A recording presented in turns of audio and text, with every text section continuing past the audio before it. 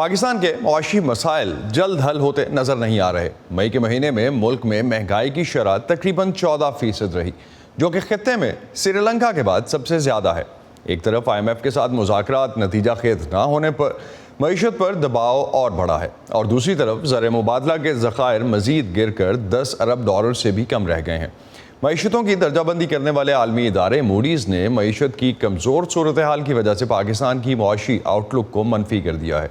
دوسری طرف گزشتہ ہفتے مالیاتی خسارے کو کم کرنے کے لیے پیٹرولیم کی مصنوعات اور بجلی کی قیمتوں پر سبسڈیز یعنی سرکاری رعایت کم کر کے قیمتوں میں اضافہ کیا گیا ہے، جس کے بعد پاکستان میں پیٹرول کی قیمت تاریخ میں پہلی بار $200 فی لیٹر سے اوپر چلی گئی ہے۔ پیٹرولیم مصنوعات کی قیمتوں میں 2 ہفتوں کے دوران یہ دوسرا اضافہ ہے۔ اگر سرکاری لوگ ہماری جیسی زندگی گزاریں گے تو کنسٹرکٹیو ہوگا ملک ہمارا۔ اگر وہ ان کو لگژری زیادہ دے دیں گے، لیوش لائف دیں گے، تو ان کو فیلنگ ہی نہیں آئے گی کہ عام بندہ کیسے زندگی گزار رہا ہے۔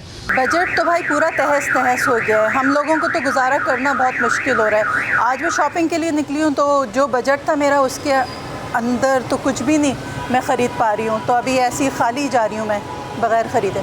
جس حساب سے مہنگائی بڑھی، سیلریز بھی بڑھنی چاہیے اس حساب سے پھر، تاکہ اس میں بیلنس رہے، کیونکہ عام بندہ جو ہے نا وہ یہ چیزیں افورڈ نہیں کر پا رہا ہے، اس سے جو اس کی نارمل لائف ہے وہ ڈسٹرب ہو رہی ہے، تو وہ کیا کرے؟ وہ پھر اپنے اخراجات پورے کرنے کے لیے خواہشیں ہی مارتا ہے پھر اپنی۔ جو چیز پہلے ہوتی تھی ماہانہ اخراجات کی کہ انسان اپنی سیلری سے 25 تک یعنی کہ گزار لیتا تھا ہاتھ کھینچ کے، لیکن اب وہ 12-13 دن میں جو وہ چیز پوری ہو جاتی ہے۔ اب اس کے لیے مسئلہ یہ ہوگا جس کی سیلری 5 تاریخ کو ملتی ہے تو اس کے لیے یہ 17 دن یہ 5 وہ اس کے لیے یہ 22 دن گزارنا جو ہے نا بہت مشکل ہو گیا ہے نا۔ تو یہ فیول پرائس جو بڑھے اس سے جو ہے نا بہت مشکل ہو گیا گزر بسر کرنا۔ پاکستان میں معاشی استحکام کیسے آ سکتا ہے، خاص طور پر جب IMF کے کہنے پر سبسڈیز کو ختم کیا جا رہا ہے؟ عوام کس حد تک اس کا بوجھ برداشت کر سکتے ہیں، اور کیا پاکستان کے پاس بیلٹ ٹائٹننگ کے علاوہ بھی کوئی راستہ ہے؟ اس پر بات کرتے ہیں ڈاکٹر زبیر اقبال سے۔ ڈاکٹر زبیر، پیٹرولیم مصنوعات کی قیمتوں میں حالیہ اضافہ معاشی لحاظ سے تو شاید ایک ٹھیک فیصلہ ہو، لیکن پاکستان کے عوام پر جو بوجھ ڈالا جا رہا ہے وہ غریب طبقے کے علاوہ اب تو مڈل کلاس کے لیے بھی ناقابل برداشت ہوتا جا رہا ہے۔ درست، جی ہاں بالکل ٹھیک۔ دیکھیے بات یہ ہے کہ یہ فیصلے بہت پہلے کرنے چاہیے تھے، ان کو پوسٹ پون کیا جا رہا تھا، جس سے لوگوں کو ایک ایٹیٹیوڈ پیدا ہو گیا تھا، وہ یہ سمجھتے تھے کہ یہ قیمتیں ایسی کی ایسی ہی رہیں گی۔ لیکن یاد رہے کہ پاکستان کے لیے چونکہ پیٹرولیم اور دوسری جو اس قسم کی اشیاء ہیں وہ امپورٹ ہوتی ہیں، تو ظاہر ہے اگر آپ امپورٹ پرائس کی کنورژن نہیں کریں گے تو پھر یقیناً کسی نہ کسی کو سبسڈی دینی پڑے گی۔ یہ سبسڈی گورنمنٹ دیتی تھی اور گورنمنٹ اس سبسڈی کو فائنانس کرنے کے لیے بورو کرتی تھی۔ اگر اس کو آلٹرنیٹو طریقے سے دیکھا جاتا ہے، جیسے کئی اور دوسرے ملکوں میں ہوا ہے کہ وہ کراس سبسڈائزیشن ہوتی ہے، جس کی بیسس سے مقصد یہ ہے کہ امیر لوگ جو زیادہ استعمال کرتے ہیں پیٹرولیم اور انرجی پروڈکٹ وہ زیادہ ٹیکسز دیں اور زیادہ قیمتیں دیں، تو پھر ان کی جو سرپلس ہے اس کو ٹرانسفر کر کے جو غریب لوگ ہیں یا مڈل کلاس لوگ ہیں یا انڈسٹری والے جو ہیں ان کو استعمال کرنے کے لیے لوور قیمت میں دی جائے۔ تو کیا یہی راستہ ہے؟ دنیا بھر میں ہم جس طرح دیکھ رہے ہیں کہ حکومتیں حال ہی میں پیدا ہونے والی جو معاشی مشکلات ہیں اس کو کم کرنے کے لیے عوام کو کسی نہ کسی طرح سے تو ریلیف دے رہی ہیں۔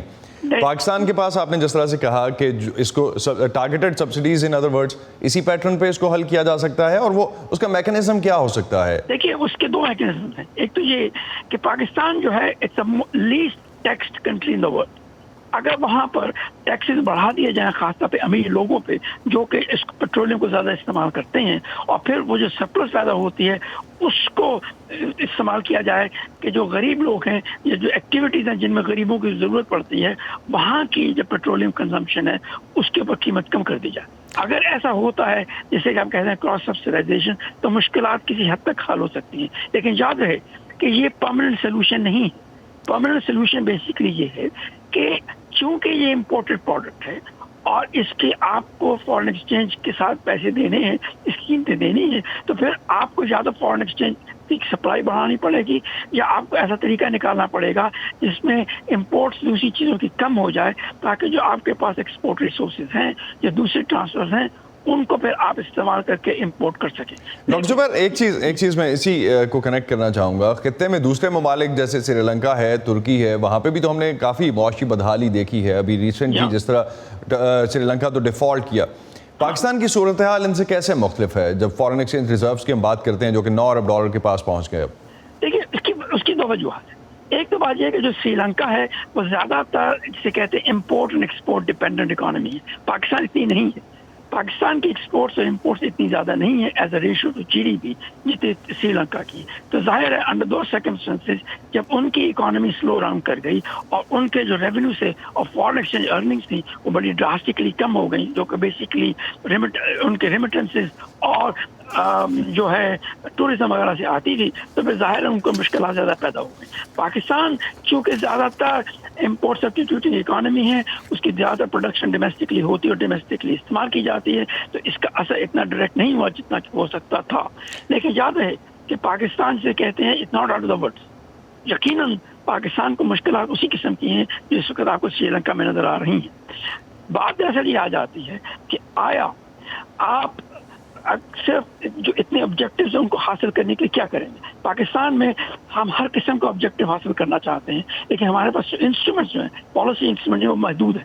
تو ریونیو بڑھانے کے لیے ڈاکٹر زبیر کیا ہو سکتا ہے؟ ہمیشہ ہم بات کرتے ہیں کہ ریونیو بڑھایا جائے لیکن ابھی تک گراؤنڈ لیول ریئلٹی کو اگر ہم کنسیڈر کریں اس میں تو بیلٹ ٹائٹننگ کے علاوہ کوئی اور کون سا اکاؤنٹ بچا ہے پاکستان کے پاس جس میں بیلٹ ٹائٹننگ ہو سکتی ہے اور پیسے اور کون سے ایسے اکاؤنٹس ہیں جو آپ سمجھتے ہیں جہاں سے پیسے بچائے جا سکتے ہیں بیکاز ریونیوز تو اپیرنٹلی بڑھتے نظر نہیں آتے؟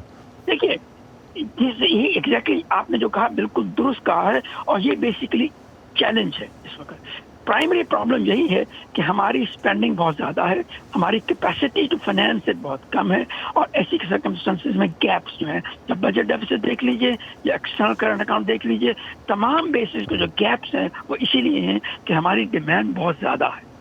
اس ڈیمانڈ کو کم کرنا ضروری ہوگا. دی کوشچن از کہ آپ غریبوں پہ اس کا اثر نہیں ڈال سکتے اور غریب بہت غریب ہیں ان کے اوپر اثر نہیں ڈالیں. اس کا مطلب یہ ہے کہ وہ لوگ جو ٹیکس نہیں دیتے جن کے پاس کیپیسٹی ہے وہ ٹیکس دیں, وہ اپنی ذمہ داری سنبھالیں کیونکہ وہ ابھی تک ذمہ داری نہیں سنبھال رہے. ڈاکٹر زبیر بہت بہت شکریہ آپ کا اس حوالے سے ہم سے بات کرنے کا. رسپانسبلٹی لینے کی بات ہے جس طرح سے ڈاکٹر زبیر کہہ رہے تھے اور خاص طور پہ جب ہم بات کر رہے ہیں اسٹرکچرل فلاز کی تو وہاں پہ ریونیو بڑھانے کے لیے کچھ بہت ڈراسٹک سٹیپس پاکستان کو لینے چاہیے. ڈاکٹر زبیر کا یہ کہنا تھا.